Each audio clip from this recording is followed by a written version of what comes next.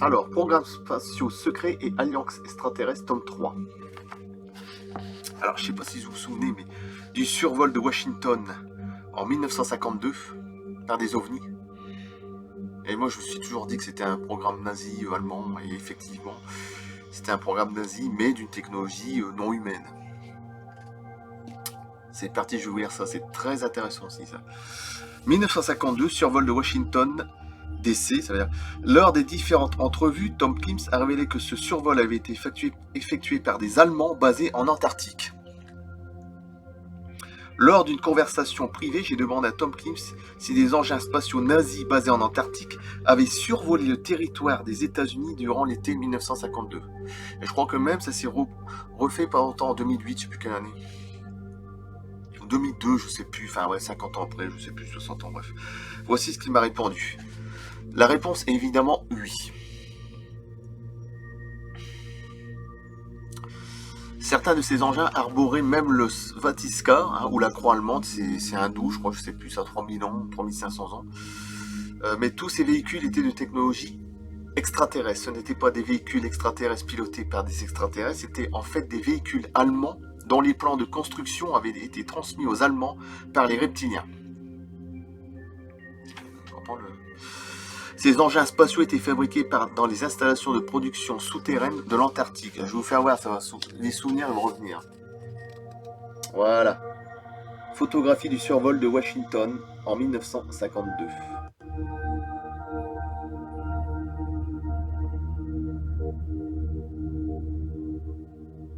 Ah, tout ça, vous pouvez le trouver sur Internet. Hein. Alors, voici ce que Corey Goode a déclaré à ce sujet lors d'une entrevue. Les Allemands de l'Antarctique avaient aussi reçu des informations ultra secrètes de la part de leurs informateurs infiltrés au sein de l'opération Paperclip. Les avisant que les Américains avaient appliqué à la lettre un décret présidentiel qui faisait de l'existence éventuelle d'une vie extraterrestre le secret le mieux gardé de la planète. Ce qui pouvait assez aisément s'expliquer. En effet, la raison essentielle était que le développement et la libération d'une source d'énergie gratuite conduirait très rapidement à la complète débâcle de l'industrie pétrolière et par la suite l'effondrement du système monétaire babylonien, sumérien, auquel les élites recouraient pour contrôler les masses. Les nazis ont su utiliser cette crainte à leur avantage lorsqu'ils ont publiquement survolé Washington en 1952. C'est ainsi que des bases américaines ultra-secrètes ont été entreposées des armes nucléaires. Eisenhower a finalement dû céder et il a accepté de signer un traité avec eux et aussi avec d'autres groupes, soit des groupes extraterrestres et des groupes issus d'anciennes civilisations qui prétendaient être d'origine extraterrestre. Ces allégations controversées de Tom Clements et Goode ont été corroborées par Clark McClelland qui a travaillé durant 34 ans au sein de la NASA et terminé sa brillante carrière comme astronaute en équipe au sol et opérateur d'engins spatiaux. Donc astronautes, donc ils ont été sur la Lune, hein, enfin plus ou moins, certains. Quand il y en a qui disent qu'ils n'ont jamais été dessus ou qu'ils ne sont pas capables de surveiller que la Terre est plate, je pense qu'il y en a beaucoup qui disent des conneries. Dans les chapitres de son livre The Stargate Chronicle, publié le 3 août 2015, voici ce que McClelland a écrit. Les engins extrêmement rapides qui ont survolé Washington étaient en fait des vaisseaux spatiaux allemands, extrêmement sophistiqués dont les performances dépassaient largement celles des avions de chasse américains les plus performants.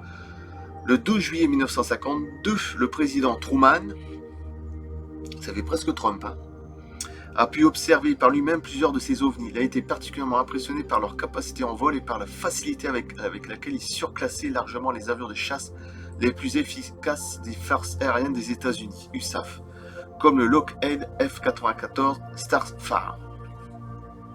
Les avions de chasse américains, c'est comme l'avion furtif B-2, c'est un modèle moitié hybride, extraterrestre et technologie militaire. Américains ont découvert pour essayer d'abattre un de ces engins, mais aucun de ces avions ne pouvait atteindre la vitesse du vol des engins spatiaux allemands. C'est pas étonnant.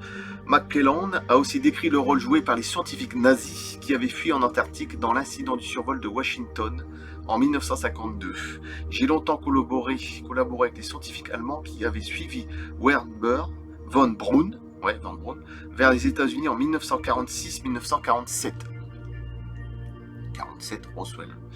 Plusieurs d'entre eux m'ont confié que des milliers de scientifiques allemands avaient fui l'Allemagne peu de temps avant la fin de la Seconde Guerre mondiale. Pour ce faire, ils ont embarqué à bord des sous-marins ultra performants basés en mer Baltique.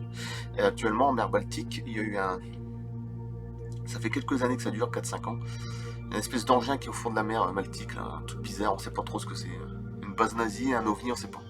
À l'heure actuelle, cherchez mer Baltique, UFO, vous allez trouver. Puis ils ont tous été transférés vers la base allemande sous-glaciaire du pôle Sud. Certains surnommaient cette base de Shangri-La d'Hitler.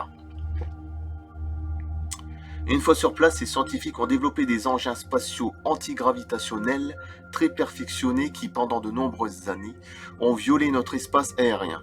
C'est d'ailleurs toujours le cas aujourd'hui. En 1952, ils ont même été observés au-dessus de Washington par le président Harry Truman lui-même. En 1952, nous ne disposions d'aucun avion capable d'empêcher ces vaisseaux allemands de survoler notre capitale nationale. De toute évidence, l'expertise scientifique allemande avait de nouveau manifesté son écrasante supériorité sur l'expertise américaine. Ah oui, de très loin.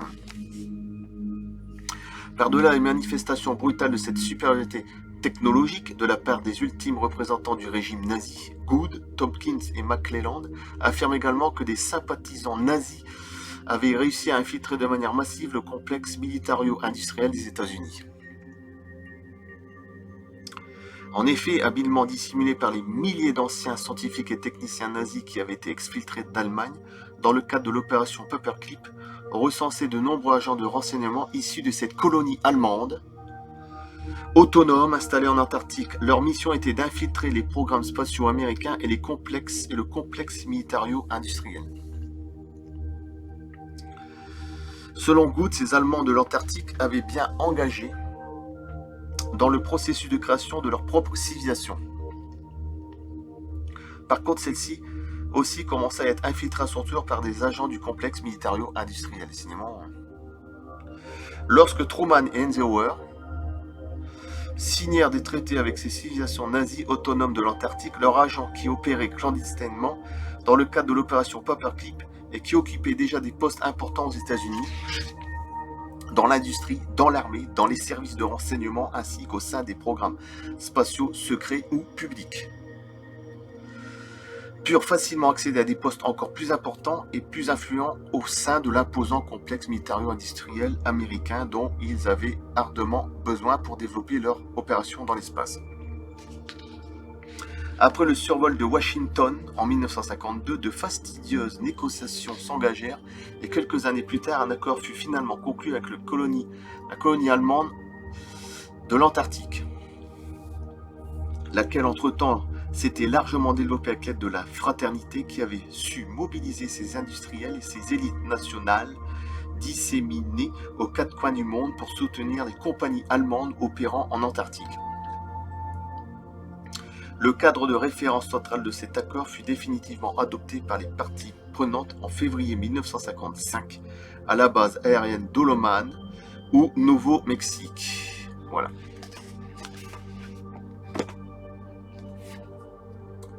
Programme spatiaux secret et alliance extraterrestre tome 3.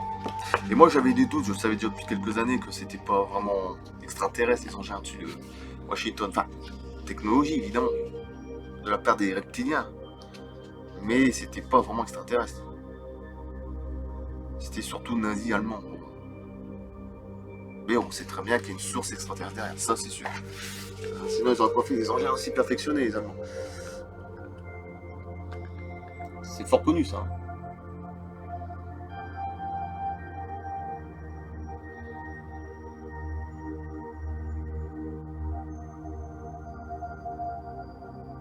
Voilà, je coupe, merci.